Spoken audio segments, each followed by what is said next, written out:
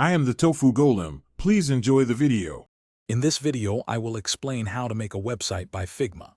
First, open Figma and create a new design file.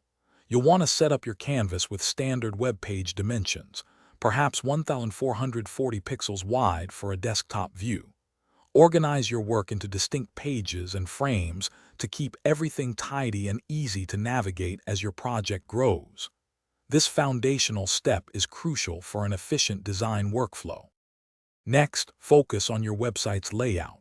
Utilize Figma's powerful auto layout feature to create responsive designs that adapt across various screen sizes.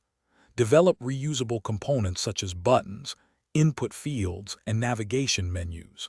This saves significant time and ensures consistency throughout your design. Remember to establish a clear style guide for colors and typography early on. Now, let's bring your design to life with prototyping. Connect your frames to simulate how users will navigate through your website.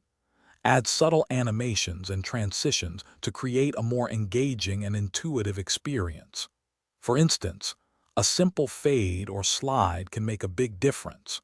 Thoroughly test your prototype to ensure smooth user flows and identify any areas needing improvement before development. Finally, it's time for handoff. Figma's Inspect mode allows developers to easily access CSS, iOS, or Android code snippets and measurements. Export all your assets, such as images and icons, in appropriate formats like SVG or PNG. Ensure clear communication with your development team, providing all necessary specifications to accurately translate your design into a functional website. Thanks for watching.